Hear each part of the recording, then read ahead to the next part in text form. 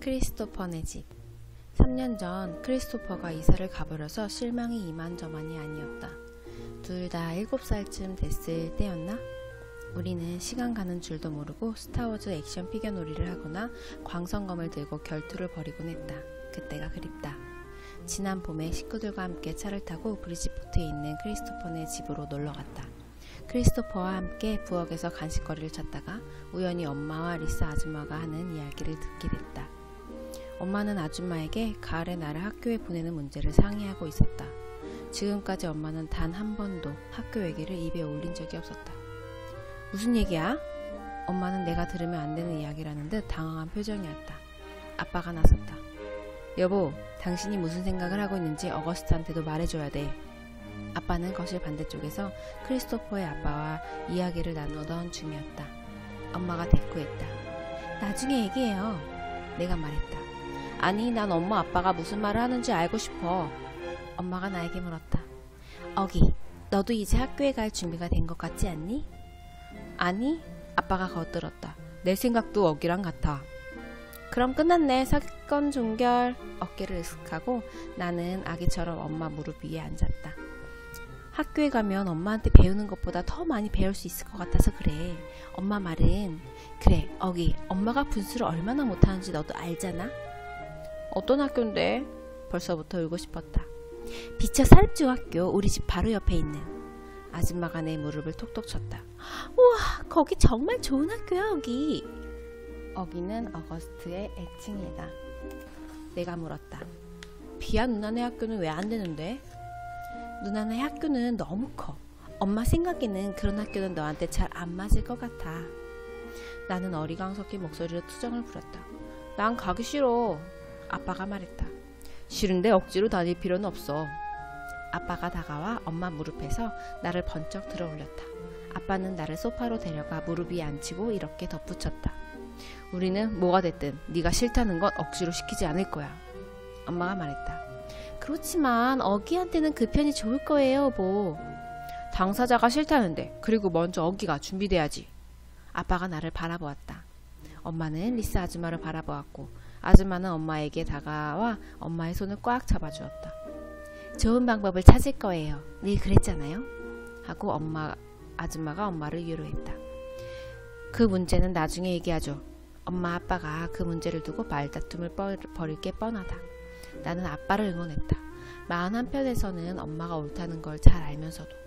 그리고 솔직히 말해서 엄마는 분수를 너무 못한다. 운전. 집으로 돌아오는 길은 멀었다. 나는 늘 하던 대로 뒷좌석에서 누나의 무릎을 베개 삼아 잠이 들었다. 누나 무릎을 침 범벅으로 만들지 않게 수건으로 안전벨트를 둘둘 감싸놓고서. 누나도 잠이 들었고 엄마 아빠는 따분하기만 한 이런저런 어른들 얘기를 두런두런 주고받았다. 얼마나 잤을까? 잠에서 깼을 때는 창밖으로 보름달이 보였다. 밤하늘은 자줏빛이었고 우리는 차들로 가득한 고속도로를 달리고 있었다. 그때 엄마와 아빠가 내 얘기를 하는 게 들렸다. 엄마가 운전 중인 아빠에게 속삭이듯 말했다. 언제까지 어기를 보호해주겠어요? 하룻밤 자고 일어나면 이건 어기의 현실이 아닌 척 그렇게 살 순 없잖아요. 왜냐하면 이게 현실이니까요. 우리는 어기가 현실에 대처하는 법을 배우도록 도와줘야만 해요. 언제까지 요리조리 피해 다니면서 살 순 없잖아요. 그래서 도살장에 끌려가는 새끼 양처럼 어기를 학교 내에 보내버리자는. 아빠는 화가 나서 이렇게 대꾸했지만 거울 속에서 고개를 든 나를 발견하자 채 말을 끝맺지 못했다. 내가 잠이 덜 깬 목소리로 물었다.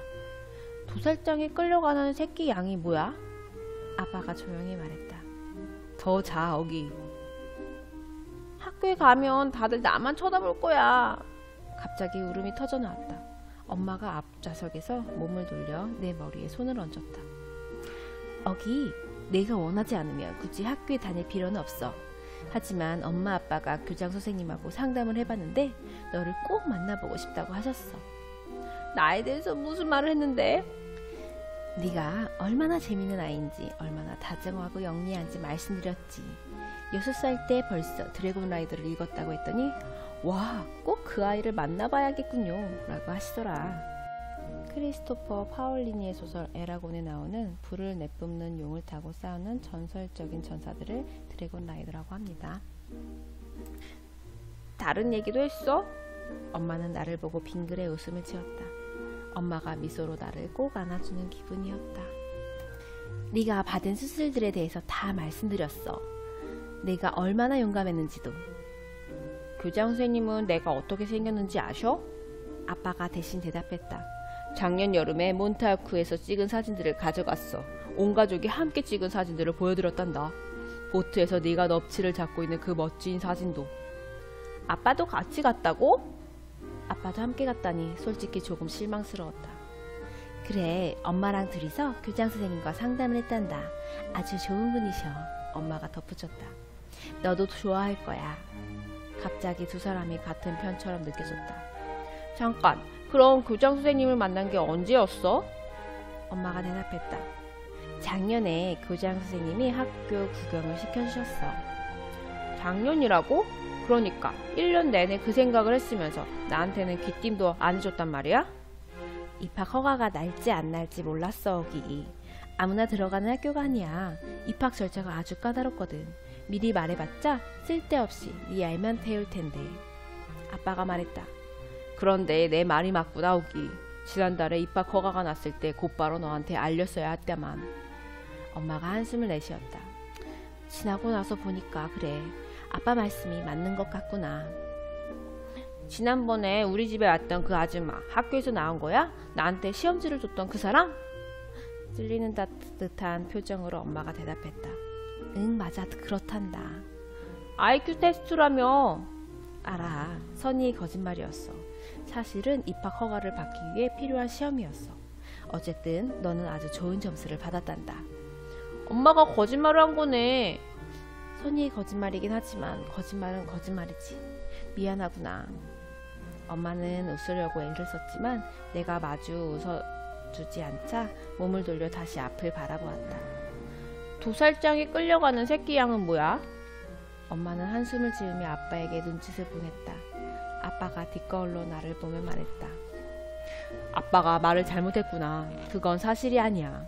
엄마하고 아빠는 너를 정말 사랑하니까 어떻게든 너를 지켜주고 싶은 마음은 똑같아. 다만 서로 원하는 방법이 다를 때가 있을 뿐이지. 나는 척 팔짱을 끼며 단호히 거절했다. 나는 학교에 가기 싫어. 엄마가 나를 설득했다. 학교에 가는 게 너한테 좋을 거야, 어기. 나는 창밖을 보며 퉁명스레 말했다. 내년에는 생각이 바뀔지도 모르지. 어기, 올해가 더 나을 거야. 왜 그런지 알아? 너는 5학년으로 들어갈 텐데 5학년부터 중학교가 시작되거든. 누구한테나 마찬가지야. 너 혼자만 신입생이 아니라는 얘기야. 미국에서는 6세부터 초등학교 1학년 과정을 시작하며 새로운 학기는 9월부터 시작된다. 그리고 미국은 지역에 따라서 5학년부터 중학교가 시작되기도 한다. 나처럼 생긴 애는 나 혼자겠지. 너도 알만한 건 다 아니까 절대 쉽지 않은 도전이라는 거 엄마도 잘 알아. 하지만 학교에 가는 게 너한테 좋을 거야, 어기. 친구도 많이 사귈 수 있어. 게다가 학교에 가면 엄마는 죽었다 깨어나도 가르쳐줄 수 없는 것들을 배우게 될 텐데.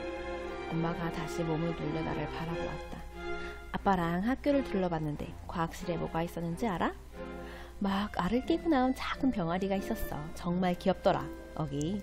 병아리를 보니까 네가 아기였을 때가 생각났어. 그 커다란 갈색 눈망울 하며. 원래 난 내 아기적 얘기를 좋아한다. 가끔은 작은 공처럼 몸을 동그랗게 말고 엄마 아빠한테 몸을 내맡기고 싶다. 나를 꼭 안고 온몸에 입을 맞춰달라고. 아무것도 모르던 아기 때가 그립다. 그런데 지금은 그럴 기분이 아니었다. 학교 가기 싫어. 엄마가 물었다. 이게 좋겠다. 마음의 결정을 내리기 전에 먼저 터시먼 선생님을 한번 만나뵈면 어떨까? 터시먼 선생님이라고? 엄마가 대답했다. 교장 선생님이셔. 내가 되풀이에 물었다. 터시먼 선생님? 아빠가 뒷거울로 나를 바라보며 씩 웃었다. 그래, 좀 그렇지? 이름 참 희한하지? 자기 이름을 엉덩이맨이라고 짓겠다는데 좋다고 할 사람이 어디 있겠니? 미스터 터시맨에서 터시는 속어로 엉덩이라는 뜻이 있다. 웃는 모습을 느끼기는 싫었지만 나도 모르게 피식 웃음이 터져나왔다. 아빠는 아무리 웃기 싫어도 나를 웃게 만들 수 있는 세상에서 딱 하나뿐인 사람이다. 아빠는 늘 사람들을 웃게 만든다. 아빠가 신이 나서 말했다. 어기, 스피커로 그 이름이 나오는 걸 듣기 위해서라도 꼭 그 학교에 다녀야 돼. 얼마나 웃기겠냐? 안녕하십니까? 안녕하십니까? 엉덩이맨 선생님을 찾습니다. 아빠는 이어서 카랑카랑한 노부인의 목소리를 흉내내며 말했다. 안녕하세요. 엉덩이맨 선생님. 오늘 늦으셨나봐요. 엉덩이에 불이 나게 뛰어오시던데요. 누가 또 차 궁둥이를 들이받았나요? 누구예요? 이런 엉덩이에 뿔날놈 같으니. 나는 깔깔깔 웃었다. 아빠의 말이 우습기도 했지만 사실은 계속 뾰루통하게 있기가 싫었다. 그런데 더 심각한 결과도 있단다. 아빠는 다시 아빠 목소리로 돌아와 말을 이었다. 엄마 아빠가 다녔던 대학에 버트 교수님이라고 계셨거든? 이제는 엄마까지 웃음을 터뜨렸다. 정말이에요? 엄마는 고개를 끄덕였고 맹세라도 하는 양 한숨을 들어 올렸다. 미스터 버트. 버트는 속어로 엉덩이라는 뜻이 있어요. 아빠가 말했다. 그분은 궁둥이가 어마어마하게 컸어. 엄마가 어이없다는 듯 말했다. 여보! 뭐가? 난 그냥 궁둥이가 크다고 했을 뿐인데. 엄마는 웃으면서 고개를 절레절레 흔들었다. 아빠가 신이 나서 덧붙였다. 참, 이건 어때? 우리가 두 사람을 소개시켜주는 거야. 상상이 돼? 궁둥이 양과 엉덩이 맨씨 드디어 만나다. 엉덩이 맨씨, 이쪽은 궁둥이 양입니다. 두 사람이 결혼하면 꼬마 엉덩이들이 바글바글 하겠네. 엄마가 고개를 저었다. 가엾은 터시머 스님. 여보, 어기는 아직 그분을 만나 뵙지도 못했다고요. 터시머 스님이 누군데? 비아 누나가 잠에 취한 목소리를 물었다. 누나는 막 잠에서 깼다. 내가 대답했다. 내가 다닐 학교의 교장 선생님이셔.